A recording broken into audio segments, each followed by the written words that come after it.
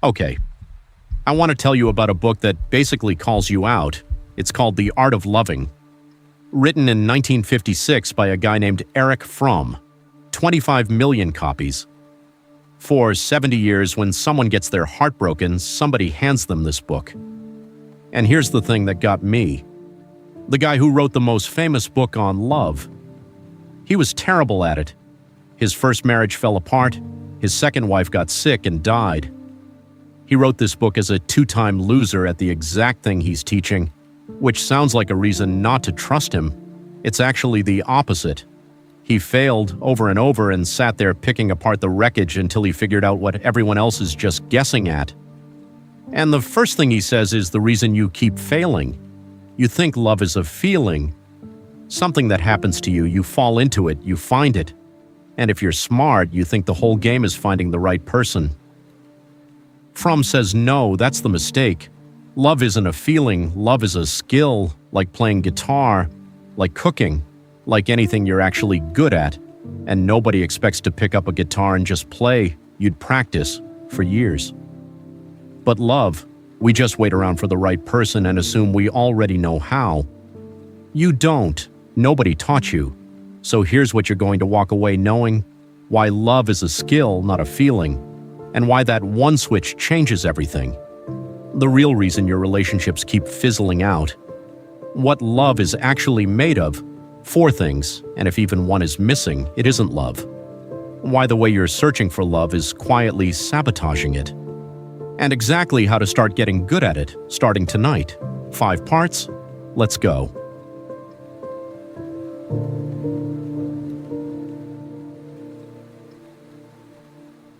First idea, and it's the one almost everybody gets backwards. Ask most people what their love problem is, and it comes out one of 2 ways. How do I get someone to love me? Or, how do I find the right person? Fromm says both of those questions are broken. Take the first one. How do I get loved? Look how passive that is. You're just sitting there, trying to be attractive enough, interesting enough, worth picking. You've turned yourself into a product on a shelf, waiting for someone to grab you. But loving isn't something that happens to you, it's something you do. It's active. And that's the whole book, not how to get loved, but how to love. 2 completely different skills, and you were only ever taught to worry about the first one. Here, watch the difference. You walk into a party where you don't know anyone. If you're standing there thinking, do I look okay? Am I saying the right thing? Do these people like me? That's the get-loved brain. Now flip it. Walk in thinking, who here looks nervous? Who can I make feel welcome? Same party, but now you're loving instead of waiting to be loved. And weirdly, that's also the person everyone actually likes. Now the second question, how do I find the right person? Fromm says you're obsessed with the wrong variable. You think love is about the object, finding the perfect one. It's not. It's about the ability, the capacity to love, which lives in you. Think about it like this. If you couldn't paint, you wouldn't stand around waiting to find the perfect brush. You'd learn to paint. But in love, we do exactly that. We hunt for the perfect person instead of building the thing inside us that actually does the loving. So stop asking who, start asking how.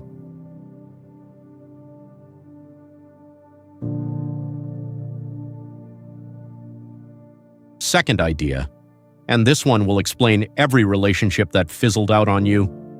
There's this moment we all call love. You meet someone. The wall between 2 strangers just drops. Suddenly you're up all night talking, everything's electric, you're sure this is it. Fromm's got a name for that. Falling in love. And he tells you exactly what it is. It's the sudden collapse of the wall between 2 strangers. That's it.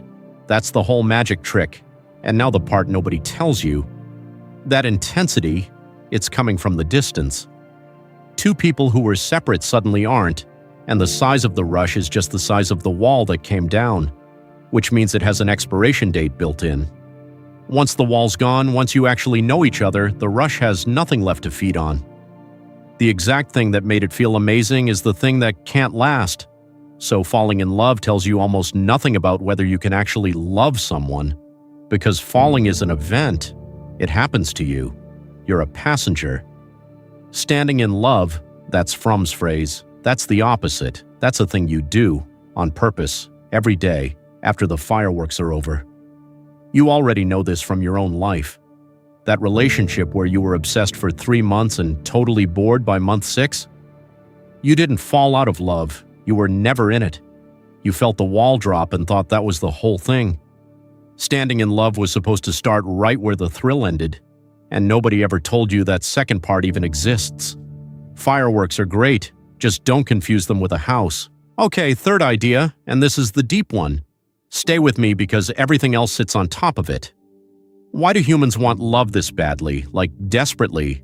Why does being alone feel like something's wrong? Fromm's answer is this: you're the only animal that knows it's separate. A dog doesn't lie awake knowing it's going to die someday. You do. You showed up in existence without being asked, you're going to get removed from it without permission, and the whole time you're stuck inside one head that nobody else can actually get into. He calls it separateness, and he says it's the source of basically all your anxiety. Deep down, being alone and knowing it, that's the fear under all your other fears, so every single person spends their life trying to escape that feeling, and here's the punchline that makes this book click. Most of what we call love is just a way to escape being alone. It's not love, it just looks like it. Fromm lists the fake escapes, and you've used all of them. Number 1, get numb, drink, party, hook up, scroll your phone for 4 hours, kills the aloneness for a night. Then you wake up and it's still there, plus a headache. Number 2, blend in, dress like everyone, want what everyone wants, think what the group thinks, until there's no you left to feel lonely, comfortable. Also, slowly you disappear. Number 3, and this is the sneaky one, fuse with one person, get so wrapped up in somebody that there's no you anymore, just the two of you as one blob. This one feels like the deepest love of all. It's actually the deepest escape of all, because you didn't connect two people, you deleted one. All three make the same promise, you'll never feel alone again. And all three break it the same way. They get rid of you instead of connecting you, which flips the whole question. You keep asking, who's going to complete me? Wrong, nobody completes you. Love isn't finding the person who ends your loneliness. Love is a skill you build so you can come to somebody already whole and connect without either of you disappearing.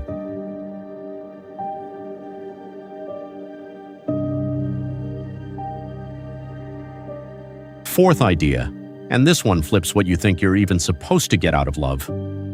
Ask people what love feels like and be honest, most of it is about receiving, getting understood, getting chosen, getting someone who makes the loneliness stop. Getting. Fromm says flip it. Love is mostly giving, not getting. And I know what you're thinking. Giving means sacrificing, means going without so somebody else gets more, means being the person who gives and gives until they're empty. No. Fromm says that's a garbage version of giving. That's the accountant's version. I lose, you win. Real giving, he says, feels like the exact opposite of losing. When you give the real stuff, not money, your attention, your joy, your actual self, you don't feel drained, you feel more alive, more powerful. And you already know this is true. Think about the last time you genuinely made someone laugh or calmed someone down when they were scared. Did you feel emptier? No. You felt great. That surplus you felt, that's the thing Fromm's talking about. The person who's rich isn't the one with the most, it's the one who can give the most. And then he drops the line that separates real love from just needing someone. Immature love says, I love you because I need you. You're filling a hole in me. I'm starving and you're food.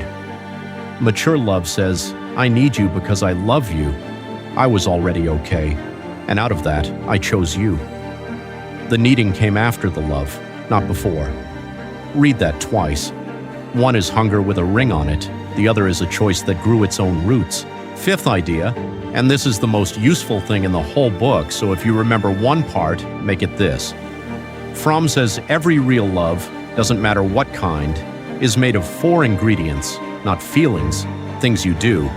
And if even one is missing, what you've got isn't love with a little flaw in it. It's something else wearing love's clothes. Here's the checklist. Run it on any relationship in your life. 1. Care. Love means you actively care about the other person growing and doing well, care that actually does stuff. Fromm's test is savage and perfect. If someone says, "I love flowers," and then forgets to water them, you don't believe them, right? Same with people. You say you love someone, but you do nothing for their life? He doesn't believe you either. Love is a verb. You love what you work for. 2. Responsibility. And forget the boring meaning. Duty, obligation. Break the word apart. Responsibility, the ability to respond. It means you're ready to answer what the other person needs, including the stuff they don't say out loud. Your friend goes quiet and weird. Responsibility is noticing and responding without them having to ask. 3. Respect. This is his favorite, and it's the one almost nobody has.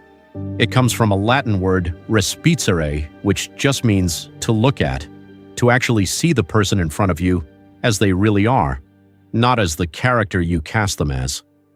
Respect means you want them to grow into themselves, their way, not into whatever's convenient for you. And here's his warning. Take respect out, and care turns into control. That's the parent, the partner, who loves you so much they run your whole life. Care without respect isn't love. It's domination holding a watering can. 4. Knowledge.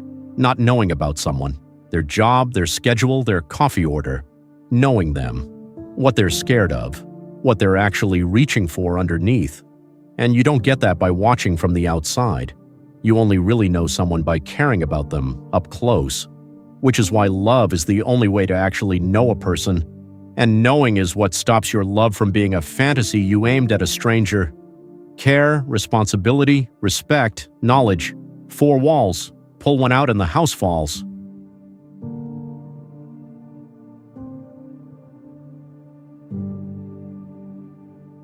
Sixth idea, and once you see this, you can't unsee it.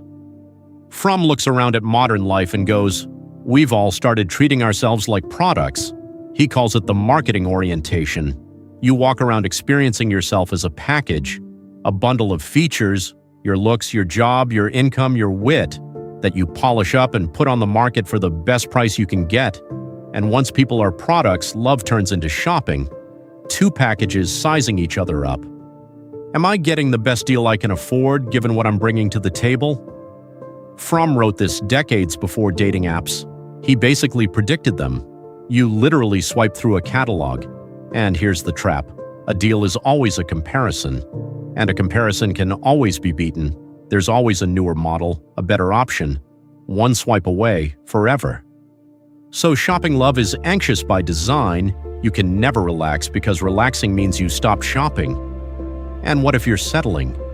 It's exhausting on purpose. You can't build a home while you're still scrolling the catalog. His whole diagnosis is basically this. You're not failing at love because you're a bad person. You're failing because you were handed a broken instruction manual. Hunt for the perfect product in a world that turned people into products. The way out isn't a better search. It's to stop shopping and start practicing.